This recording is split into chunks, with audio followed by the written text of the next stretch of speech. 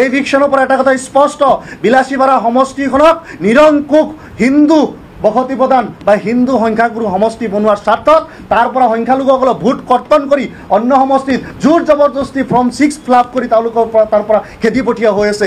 এই ধৰণৰ অগণতান্ত্ৰিক আৰু স্বৈৰাচাৰী পৰিৱেশক আমি সৰ্বভাৰতীয় সংযুক্ত গণতান্ত্ৰিক মৰ্চাই বিৰোধ কৰোঁ। আমি ধিক্কাৰ জনাইছোঁ হিমন্ত বিশ্ব শৰ্মা নেতৃত্বাধীন এই চৰকাৰখনক। এই ধৰণৰ হিটলাৰী আৰু কুপ্ৰথা তেওঁলোকক জনগণে মনত ৰাখিব।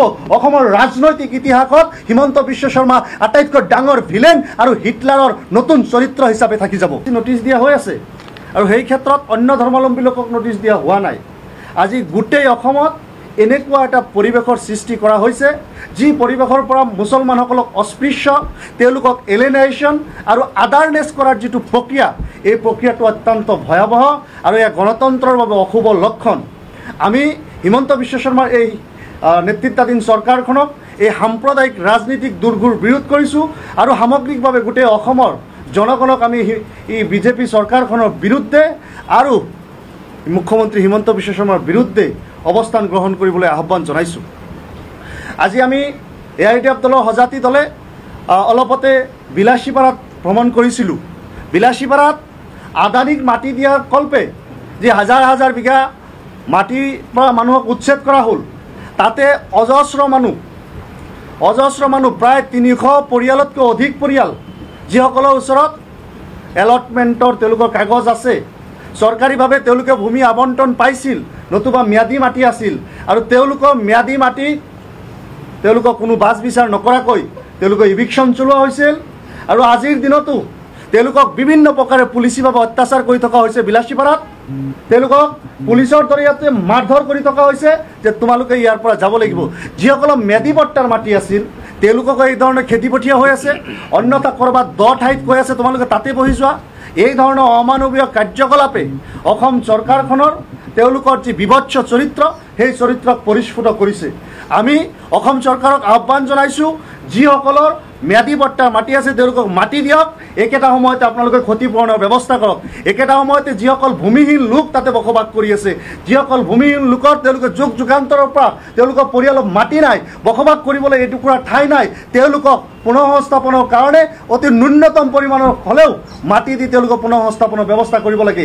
এই সংক্ৰান্তত মই আমাৰ বিলাসীপাৰা পশ্চিম সমষ্টিৰ বিধায়কৰ হৈ তেখেতৰ প্ৰতিনিধি হিচাপে মই ক' ডিষ্ট্ৰিক্ট লেভেল লেণ্ড এডভাইজৰী কমিটিৰ মিটিঙত উপস্থিত আছিলোঁ আৰু এই বিষয়বিলাক যেতিয়া উত্থাপন কৰিছিলোঁ, তেওঁলোকে দেখা গৈছে যে বিলাসীপাৰা প্ৰসংগত তেওঁলোকে খুব দুৰ্গম চৰাঞ্চলত তেওঁলোকে মাটি দিয়াৰ কথা কৈছে যে আমি চৰাঞ্চলত মাটি থৈ দিছোঁ য'ত চাৰিওপিনে নদী, এতিয়াও আৰু এমাহ গ'লেই তাতে পানী উঠিব বা বানপানী বাঢ়িলেই তাতে পানী উঠিব, সেই ঠাইবিলাকক তেওঁলোকক খেদি পঠিওৱা হৈ আছে। অৰ্থাৎ বিলাসীপাৰাৰ যি ইভিকশ্যন হৈছিল, সেই ইভিকশ্যনৰ পৰা এটা কথা স্পষ্ট, বিলাসীপাৰা সমষ্টিখনক নিৰংকুশ হিন্দু বসতি প্ৰদান বা হিন্দু সংখ্যাগুৰু সমষ্টি বনোৱাৰ স্বাৰ্থত তাৰ পৰা সংখ্যালঘুসকলক ভোট কৰ্তন কৰি অন্য সমষ্টিত জোৰ জবৰদস্তি ফৰ্ম 6 ফিল আপ কৰি তেওঁলোকৰ তাৰ পৰা খেদি পঠিওৱা হৈ আছে। এই ধৰণৰ অগণতান্ত্ৰিক আৰু স্বৈৰাচাৰী পৰিৱেশক আমি সৰ্বভাৰতীয় সংযুক্ত গণতান্ত্ৰিক মৰ্চাই বিৰোধ কৰোঁ। আমি ধিক্কাৰ জনাইছোঁ হিমন্ত বিশ্ব শৰ্মা নেতৃত্বাধীন এই চৰকাৰখনক। এই ধৰণৰ হিটলাৰী আৰু কুপ্ৰথা তেওঁলোকক জনগণে মনত ৰাখিব। অসমৰ ৰাজনৈতিক ইতিহাসত হিমন্ত বিশ্ব শৰ্মা আটাইতকৈ ডাঙৰ ভিলেন আৰু হিটলাৰৰ নতুন চৰিত্ৰ হিচাপে থাকি যাব। উজনি অসমত বিলকুল সংখ্যালঘু মানুহৰ থকাৰ অধিকাৰ আছে। তেওঁলোকক যদি কোনোবাই সন্দেহযুক্ত মিয়া ইত্যাদিকৈ তাৰ পৰা খেদিব বিচাৰে, তাক ৰক্ষণাবেক্ষণ দিবলৈ মানুহ কিন্তু উজনি অসমত আছে। আমি তেওঁলোকক ধন্যবাদ জনাইছোঁ। আৰক্ষী প্ৰশাসনৰ দায়িত্ব যে মানুহৰ জীৱন আৰু সম্পত্তি আৰু জীৱিকাৰ নিৰাপত্তা সুনিশ্চিত কৰা, তেওঁলোকে সেই কাম কৰক।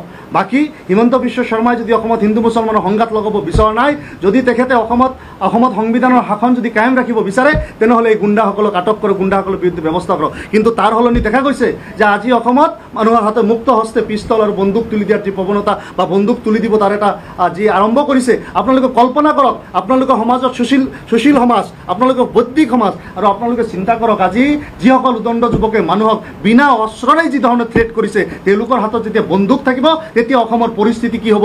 আজি মিয়া মানুহৰ জীৱন সম্পত্তি জীৱন জীৱিকাৰ ওপৰত ভাবুকি হৈছে, কাইলৈ আপোনাৰ মোৰ যে জীৱন সম্পত্তিৰ ওপৰত ভাবুকি নিব তাৰ কোনো নুই নাই। গতিকে অসমখন ৰখাতলৈ যাবলৈ গৈ আছে, অসমখন সংঘৰ্ষ জৰ্জৰ পৰিৱেশলৈ যাবলৈ গৈ আছে, অসম অশান্ত কৰাৰ প্ৰক্ৰিয়া চলিছে কেৱল আৰু কেৱল হিমন্ত বিশ্ব শৰ্মা 26ত মুখ্যমন্ত্ৰী হ'ব লাগে তাৰ কাৰণে। 26ত হিমন্ত বিশ্ব শৰ্মা মুখ্যমন্ত্ৰী কৰাৰ কাৰণে আমি অসমখনক এই ধৰণে ছিন্ন বিচ্ছিন্ন হ'বলৈ নিদিওঁ, অসমখনক ৰক্তাক্ত হ'বলৈ নিদিওঁ, অসমৰ গণতান্ত্ৰিক প্ৰমূল্যবোধৰ কাঠামো এই যি পৰিৱেশ, এই পৰিৱেশ আমি বিনষ্ট হ'বলৈ নিদিওঁ। এয়া স্পষ্ট কথা।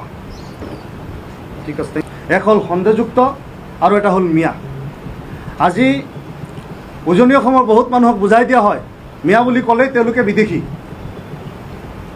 যিসকলে আমাৰ নামনি অসমৰ চৰ্চাপৰী অঞ্চলত বসবাস কৰা বংগমূলীয় অসমীয়া মুছলমান, যিসকলৰ অৱয়ব খাদ্য অন্য তেওঁলোকতকৈ পৃথক, তেওঁলোককে আজি বাংলাদেশী বুলি বা মিয়া বুলি সন্দেহযুক্ত বুলি কোৱাৰ যি প্ৰৱণতা, এই প্ৰৱণতাটো বন্ধ হ'ব লাগে।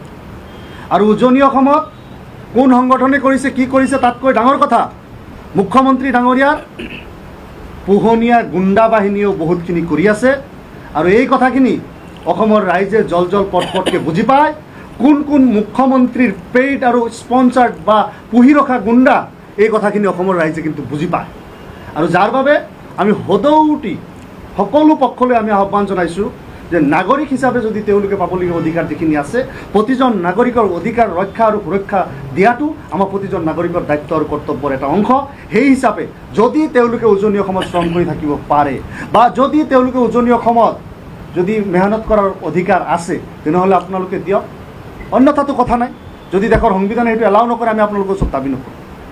বাকী SIRৰ জৰিয়তে 1997 চনৰ যি বিভীষিকাময় দিন আছিল, নাগৰিকত্বৰ নামত মানুহৰ যি ধৰণৰ জুলুম আৰু অত্যাচাৰ নমাই অনা হৈছিল, লাখে লাখে মানুহক যি ধৰণৰ হিয়াৰিঙৰ লাইনত থিয় কৰোৱাই তাতে বাচ্চা পৰ্যন্ত জন্ম দিব লগা হৈছিল, শিশু পৰ্যন্ত জন্ম হৈছিল, সেই এটা দিনলৈকে গৈ আছে বুলি আমি AITF দলে সন্দেহ কৰিছোঁ। কাৰণ 1997 চনত যেতিয়া ডি ভোটাৰৰ কথা আৰম্ভ হৈছিল, আমাৰ লাগিছে যে SIRৰ জৰিয়তে ইলেকশ্যন কমিশ্যনক পূৰ্ণ পৰ্যায়ে ব্যৱহাৰ কৰি, কাৰণ বিজেপিৰ হাতৰ পতুলা স্বৰূপ ইলেকশ্যন কমিশ্যনে বিগত সময়ত কাম কৰি আহিছে, যোৱা ডেলিমিটেশ্যনৰ সময়ত কাম কৰি আহিছে বা অন্যান্য ঠাইতো আমি লক্ষ্য কৰিছোঁ। সেই ধৰণৰ এই SIRৰ অপপ্ৰয়োগ অসমত হোৱাৰ পূৰ্ণ সম্ভাৱনা আছে। গতিকে এই সন্দেহ আমাৰ জায়েজ, এই সন্দেহৰ প্ৰতি আপোনালোকে নজৰ ৰাখিব আৰু যাতে অসমৰ যিসকল সংখ্যালঘু মানুহ যিসকলক টাৰ্গেট কৰি হিমন্ত বিশ্ব শৰ্মাই লৈছে, তেওঁলোকে যাতে যুগ যুগান্তৰৰ বাবে এই ভোটাৰ লিষ্টৰ পৰা বা ভোটৰ বিভিন্ন ক্ষেত্ৰৰ পৰা যাতে বাদ নপৰে, তাৰ কাৰণে আমি AITF দলে ইয়াৰ বিৰোধিতা কৰিছোঁ।